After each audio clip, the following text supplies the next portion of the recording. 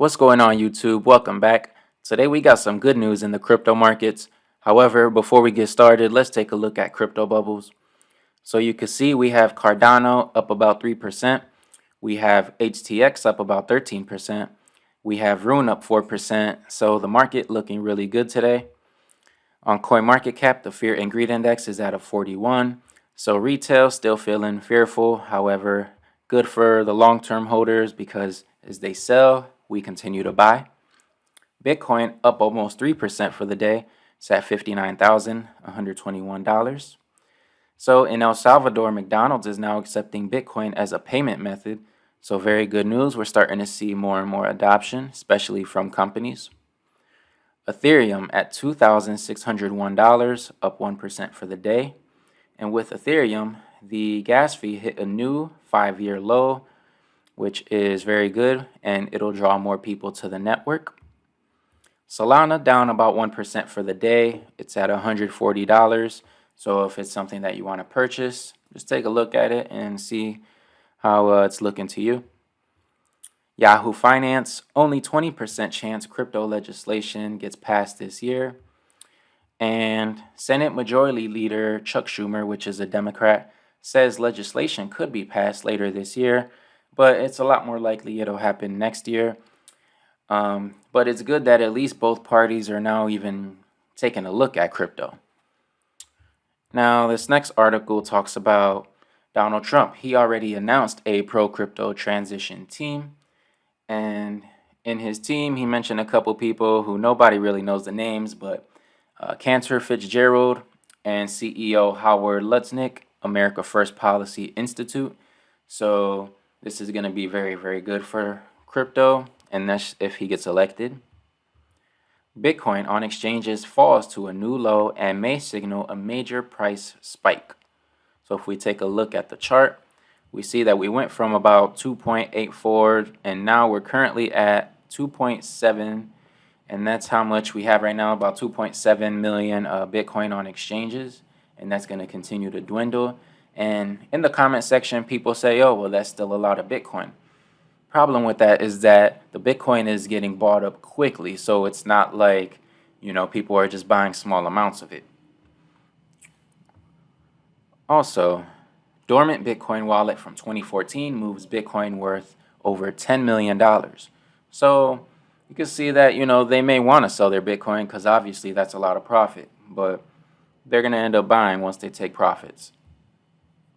Record drop in Ethereum gas fees marks historically bullish signal for Ethereum, which we talked about a second ago, but, it's just good because the price of Ethereum has been a little steady for a while, so any good news is good news for the market overall. And there's a lot of coins that are on the Ethereum network. The IMF proposes a 85% power tax hike on crypto and AI data centers. They warn that crypto miners and data centers could be consuming more than 3% of the world's energy within the next 3 years. 3% is literally a drop in the bucket. But remember, the International Monetary Fund, what are they about? Money. So they're going to try to take every penny out of your pocket that they can. And this is exactly what they will do. And this is a tax on the energy. They're saying it'll cut emissions by 100 million tons. Let's be honest, they don't give a damn about energy. They're just trying to get their cut. These people fly around on private jets and do everything that they can, so they don't care about no environment. Dubai legalizes cryptocurrency salaries, a game changer for crypto ecosystem. So what this means is that for people who are working, they can literally be paid in Bitcoin. They can say, all right, well, for my work, I want 1 Bitcoin for the year instead of being paid in fiat. So this is huge news, and this will probably spread to multiple countries after, but Dubai is at the forefront. Every Norwegian now indirectly owns $27 worth of Bitcoin as sovereign wealth funds up the crypto stake. So $27 is not a lot of money. However, to think that every Norwegian owns $27 of Bitcoin, that is huge. And $27 is better than nothing, and it's a good place to start because they could always add more to it and accumulate, just as we always talk about DCA over time. So that is amazing news, and good for you, Norwegian, or Norway, I'm sorry. Germany federal office urges the use of hardware wallets as crypto theft rises. And people, as they see the value of crypto, they're going to try more and more to steal your crypto. So just be very, very careful of that. And that's good that they urge the use of hardware wallets because that's going to be the most secure way of you to hold your crypto. The Bank of Ghana unveils draft rules for cryptocurrency exchanges. So they introduced draft guidelines to regulate digital assets, focusing on exchanges and consumer protection measures. So bringing this legislation is great and helping the country of Ghana, helps the people. And with currencies worldwide going to zero over the coming years, this will protect the people and give them a hedge against inflation. So good for you, Ghana. Crypto exchange Bybit registers as virtual asset services provider in Argentina. Now, these exchanges like Bybit have to register with a special registry before commencing crypto operations in Argentina and giving exposure to millions and millions of people in the country. And these people live in a country that has already suffered through hyperinflation. So Argentina's already been hit massively. These people, as soon as they can get their hands on Bitcoin, they're going to rush to the markets. So keep your eyes on Argentina. Coinbase, KuCoin joined the list of crypto exchanges seeking licenses in Turkey. So these exchanges are going to be eventually going up in Turkey. If you live in that country, you'll soon be able to get your hands on Bitcoin. And that is good news as well. WorldCoin. This is a project I'm not very fond of. I feel like it's a bit Orwellian.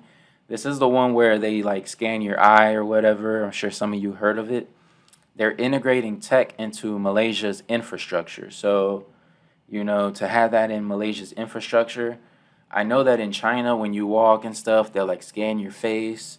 And if you like cross the street jaywalking, they'll like show you on like a big screen, and it's like public shaming and you get fined and everything. So they'll probably have something similar to that in Malaysia, which, yeah, very Orwellian to me. Definitely not a fan of it. But yeah, so as far as today goes, market looking good. A little bit of red in the market, however, still a great buying opportunity. We could see that the market is healthy. We definitely like to see some green in it.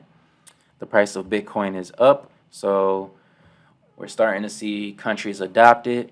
We're starting to see countries like the UAE giving yearly salaries in cryptocurrency. We're seeing places like Norway where all the people own Bitcoin now, and mass adoption worldwide. Exchanges are starting to be introduced into all the countries. So guys, if you're not DCAing and you're not securing your own future, you're going to be left behind. And right now, you are so early to the game. This is like literally finding about Amazon 25 years ago. So don't even think that because the price of Bitcoin's at 59,000 right now, that you're late to the game. You'll probably be looking at $120,000 within, maybe a year from now or so.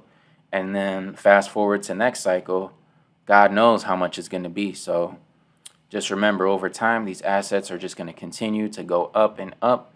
And even if we take a look at this chart, which is the all-time chart of Bitcoin, you can see it's just only going to continue to get higher. So please have confidence and remember one thing. This is about the long-term goal, and this is not about day-to-day. Remember, these institutions, they're taking the money and all the Bitcoin off the exchanges for a reason, because they have a long-term vision. They want the wealth for themselves. They're buying all the real assets.